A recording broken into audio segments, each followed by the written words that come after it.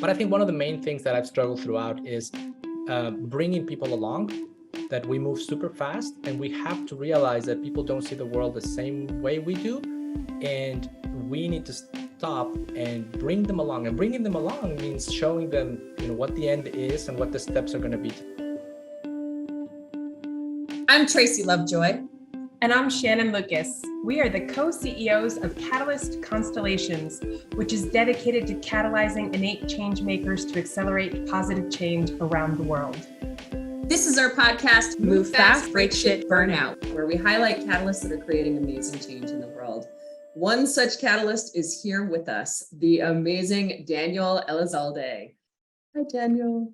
Hi, Tracy. Hi, Shannon. Thank you so much for inviting me. It's a pleasure being here with you. Oh, so glad to have you. So a little bit about Daniel. He is a product advisor helping climate tech product teams accelerate their journey from idea to early customers. He's a product executive with over 20 years of experience leveraging emerging technologies to drive product innovation in industries such as climate tech, e-commerce, manufacturing, telecommunications, automotive, and semiconductor. He's an IoT product management instructor at Stanford University, and he has just published his first book this year, The B2B Innovator's Map, How to Get from Idea to Your First 10 Customers, your practical guide to taming uncertainty and discovering opportunities to develop products your customers will be eager to buy. Oh, Daniel! Woo! Go, Daniel. That sounds so great. It's like, wow, who's that guy? I want to meet that person. I did that. Thank you so much for being here with us. We'd love to kick off to find out, how do you relate to the term catalyst, the concept of catalyst? Yes, it's been really interesting. As you know, Shannon and I go a long way. We've been friends for some time, as you know. And she introduced me to the term, and to me, it was an aha moment of understanding how to describe myself.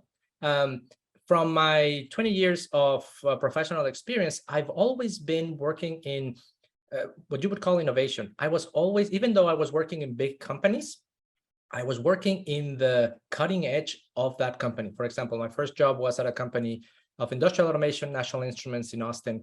And very quickly, I moved to their brand new consulting group. And so I was doing consulting around the world on automation systems.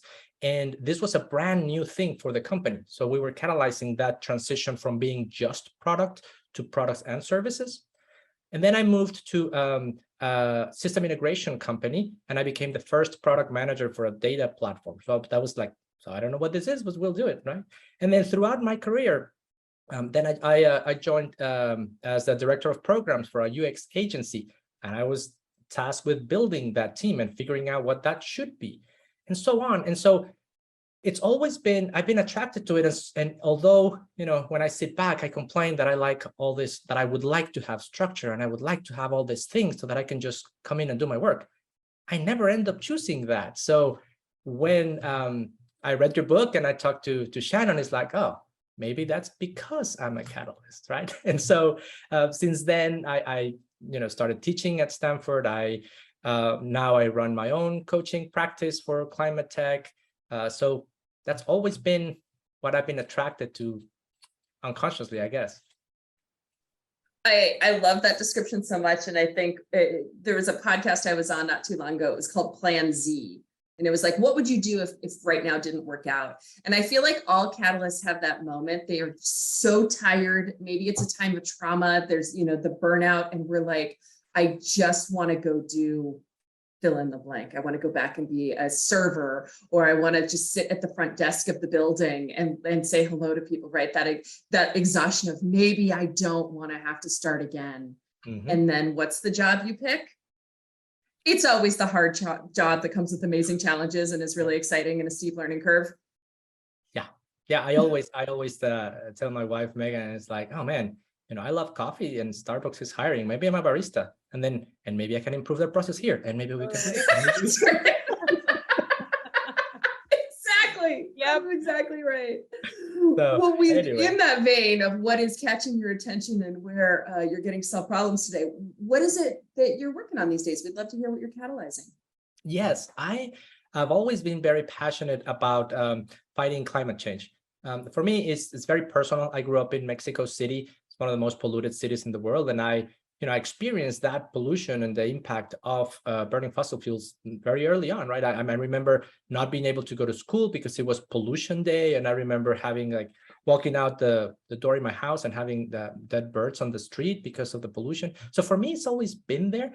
And as I advanced in my career, I learned that there's this whole field of what's called climate tech, which is really the intersection of how do you apply technology to address climate change. And it's one important thing. And turns out that the latest technology applies really well to solving and scaling the problems that we need in order to address climate. Now, when people think about climate change, climate tech, they think about, well, you're going to be in the lab creating the new chemistry for the latest battery. It's like, no, that's research.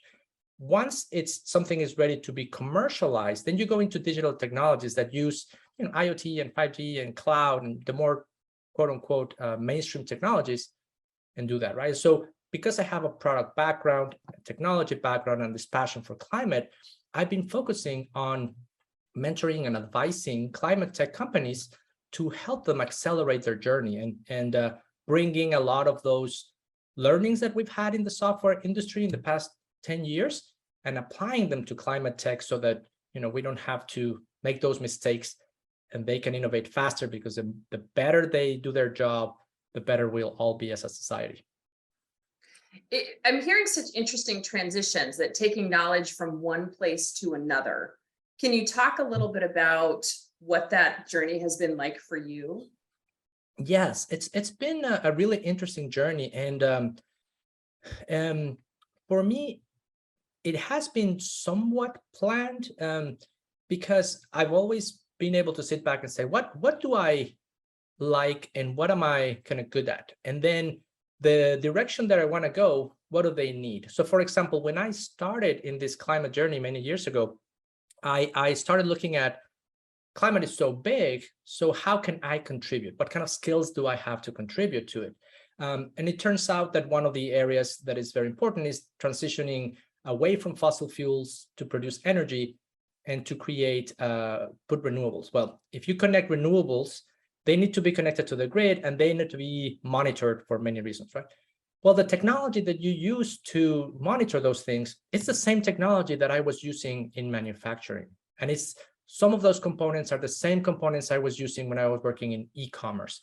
And so when I wasn't able to do the direct jump, I was able to say, okay, I'm going to go to e-commerce now because I'm going to get very well versed in managing cloud solutions, because I know that smart grid and those other need that. And then eventually, after a few jumps, I was able to move to Silicon Valley, and I started working as head of products at a energy storage company called STEM. And so I was applying all those things that actually we call IoT today, right? But it's the same components that I've been using. It's hardware and software and cloud. It's just applied to a specific domain. So I think for me is understanding the domain, what problems we're trying to solve, what tool set do I have, what do I bring to the table, and then what companies can benefit from my expertise.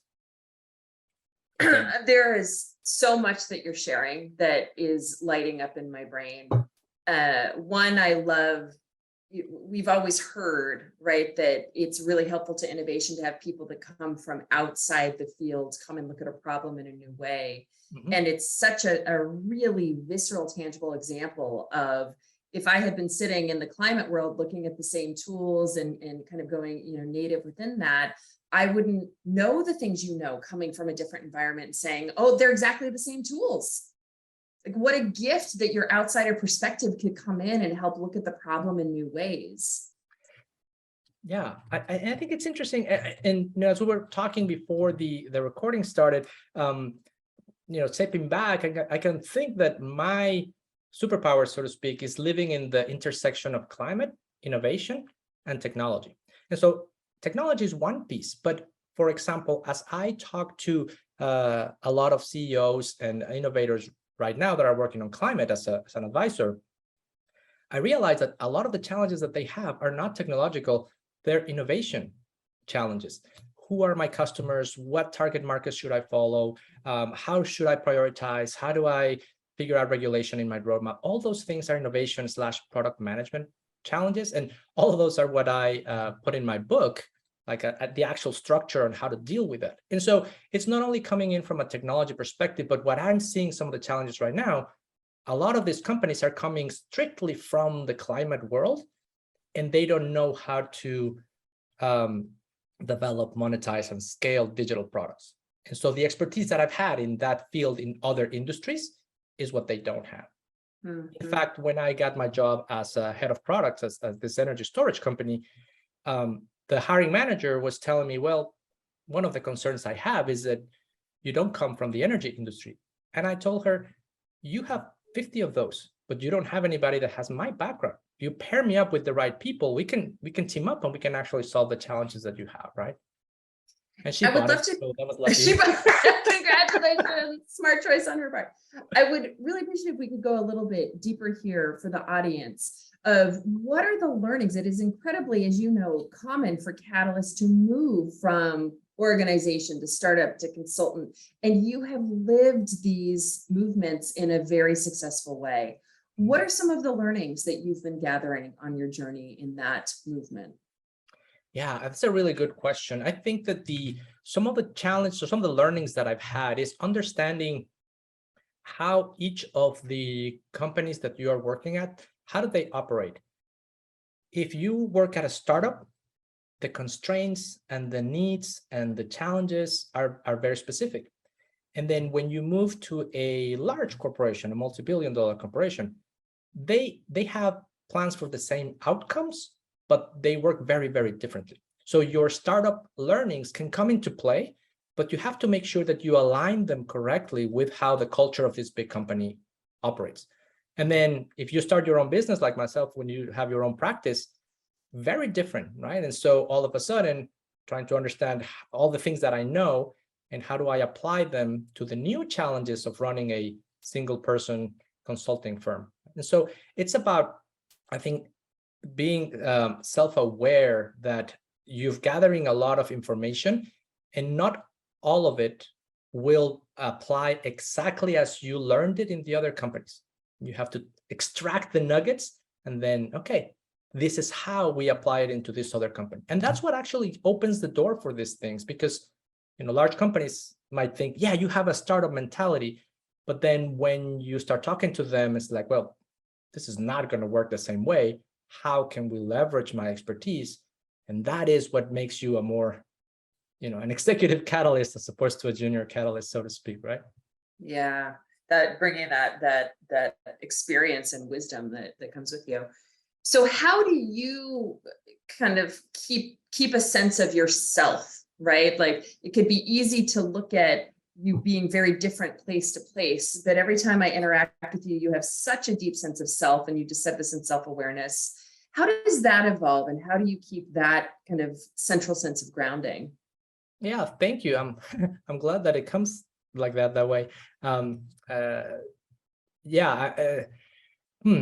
think for me, one quote that really stuck with me, I don't know where I read it, is that especially as a product person, you have to fall in love with the problem, not with the solution. So in my case, I'm passionate about solving climate change. And so that is my anchor. And so how I apply that solution in which contents, that varies, but my anchor stays. And the other thing that I've been doing that's been really helpful for me has been documenting my philosophy, right? And for better or worse, it's my philosophy, right? And that philosophy has helped me create my own personal brand. And so I've always been tied or aligned with product management, innovation. And so 10 years ago, I started writing my blog, writing some of my thoughts, and it has evolved to the point that I started creating frameworks for IoT, and that's what I teach at Stanford University. And they continue to evolve. Now they are much more elaborate in my new book, but that my IP, it's a continuum of my experience. And if you read like my latest post or my book today versus something from 10 years ago, it's quite different because my thoughts have evolved, but it's a constant line of like, how do I see the world of product and innovation? in what I believe to be true in those spaces, right? So documenting it has been really helpful for me because I can also share it with others. And one of the things that's important, I think, for Catalyst is to bring other people along. And so I can use my frameworks and my book and my podcasts and all those things to say, hey, how about this? You know, if we have ideas, how will we center them this way and we move forward this way? And you start creating that cohesion. And then as your brand grows and people start getting to know you, then all of a sudden it's easy because people say, oh, we'll just use Daniel's method. The work's done, right? But little by little. Although I said a lot, does that make any sense? Oh my, I'm guessing Shannon's exploding in the same way that I am. We have this concept in the book and that we teach around breadcrumbing. And you've just not only exemplified that idea of being able to track the work that you do so that you can go back and explain it later. And so you can bring people along, but you've applied it in a very personal way. Typically we talk about this, you know, if you're trying to bring folks along in an organizational context, make sure that you're letting them know, because sometimes the work that we do as Catalyst, one, we're so fast and forward looking, we're not paying attention. Two, people end up not realizing that it was us that was the spearhead, especially with subtle things like language shifts within an organization, right? Or an idea takes roots almost so that people don't remember a time when it wasn't just the normal way of being. And so, you know, documenting that can help show why what you do, because our process can feel invisible and slow, interestingly, is so important to the way innovation happens in creating change within an organization, right? People say they want change makers. They don't really know what that takes. They just are kind of like, you're the magic. Well, yeah, what I do is the magic. And so you're talking about being able to document that so that people know, like, this is what I get with Daniel. And you have such a deep sense of self so that you can show up in any location, whether you're consulting, whether you're interviewing, whether you're, you know, giving a talk about your book, you're teaching, and be able to share, this is how it works. Yeah. So with that, I'm guessing you're feeling that too, Shannon. I'm going to hand it over to you. I didn't mean to cut you off, Daniel. I'm sorry, please. Yeah, I have a comment on that if we have time. Oh, we have time. Yeah. So I think that a good example of what that does is in my book, I interviewed a ton of people before writing the book on understanding what problems they were having and how can I help them.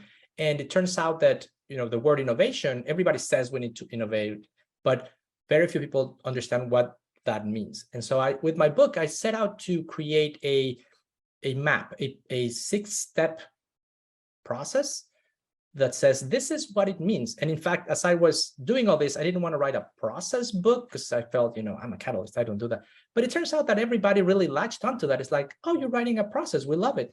Okay. And so there's these 6 steps that you have to go through that are very clear. And one of the big advantages of that is that it's just alignment. When I talk to leaders, for example, in climate tech or other industries, and they're talking about innovation, I can show that 6th step and say, okay, this is what it takes to go from A to B. This is what it means to innovate. And based on what you're telling me, you want to be on step 4, but let's go back. Do you have the outputs of stage 1, 2, and 3? No, you don't. So we need to step here. And as you're driving innovation, and the way to bring people along is by saying, hey, we were here, we got this output, now we're going to go to step 2. And in step 2, this is what happens, and we won't move out of step 2 until we have this output, blah, blah, blah, right? And so it just creates this sense of, oh, okay, it's not a black box and it's not magic, right? My goal is to be disposable in a way, right? Like people can do this while I'm not there, and that's the whole idea. But you have to document it in that way. And I always like this idea of frameworks that are kind of like maps, where it's like you can, in a meeting, you can always point, we are here, right? Yes. Yes.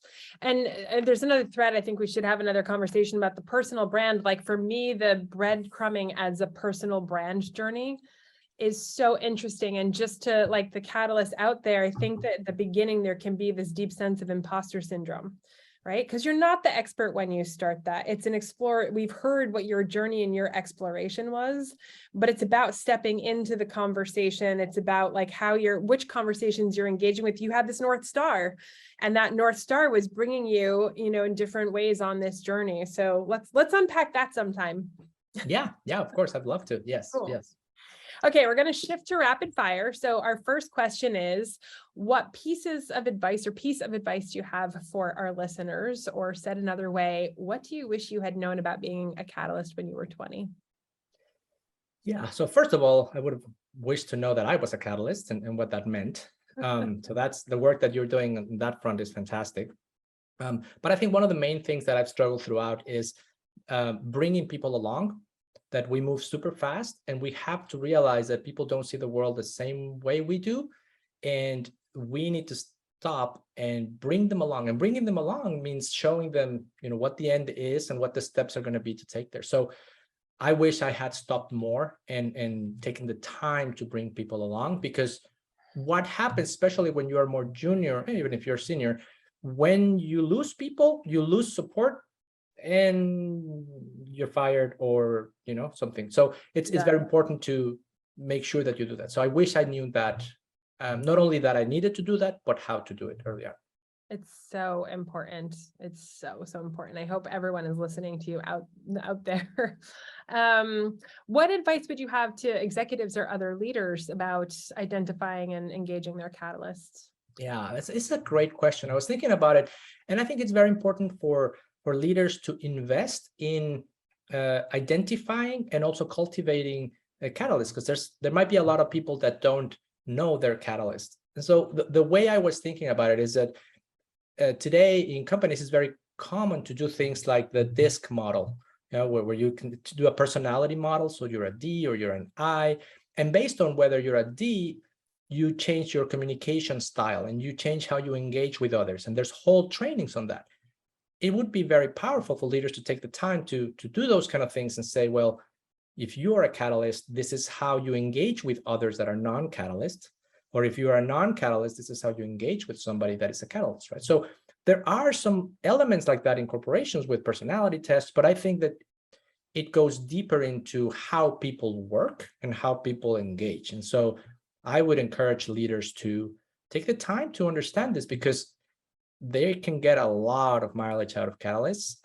So it's just a matter of nurturing them and understanding us and, buying us ice cream and things like that. This visual. Amen to that vision. More leaders leading in to understand and support their catalysts. Yeah. Right. All right. So there are bumps in the road. What is the worst part about being a catalyst in your mind? I think one of the biggest bumps for me is not being understood as a catalyst, and therefore not having the support within a corporation. And so you are given a task to complete, and then you're running to complete it, but you don't get the support of the company, and so you really don't achieve those goals. So I think that lack of support from a company is it's part of our challenge, because we're not bringing people along, but it's tough. Yeah, it's really hard, painful. What's the best part about being a catalyst? I like the excitement of working on new things, but also the ability to connect the dots and say, oh, I know this from this industry and this pass and this pass and this is how it can help me in this particular situation. That's, I think, my superpower is connecting the dots, and I think that's one of the best things for me. Awesome. I also have to say, you're good at connecting the dots and then distilling it down into an essence to bring people along, Daniel. So that is a superpower. Yeah. Listen, I am super excited. I love watching your career. I'm so excited about you just putting your superpowers to tackle climate change and, support climate tech initiatives. So thank you for the good work that you do in the world. Keep us posted about the book as well. Everyone should definitely check out the book. We'll put the link in the show notes for everybody. Daniel, do you have a call to action for everybody? Yes, thank you. Yeah, I think if you're interested in innovation, definitely check out my book, The B2B Innovators Map, and you can go to b2binnovator.com and you can download a free chapter, or you can just have the link there to get in on Amazon. So Catalyst, we need this. It shows you how to actually bring people along when you're building digital products. So hopefully you'll get a chance to check it out. And I don't know if we said this earlier, but Daniel's also on our advisory board. So we get to benefit from his deep wisdom that he's also captured in the book. So I encourage everyone to go check out the book. Daniel, thank you so much for sharing your wisdom with us and the listeners today. Thank you so much for having me, Shannon. It's always a pleasure. I really appreciate everything you've done for me and your friendship. And Tracy, love working with you. So I look forward to more. Us Me too. too. More conversations to have. And to our listeners, thank you so much for listening. If you'd like to learn more about how to accelerate positive change, go to our website at catalystconstellations.com. And be sure to check out our book, Move Fast, Break Shift, Burn Out. If you have other catalysts in your life, hit the share button and send a link their way.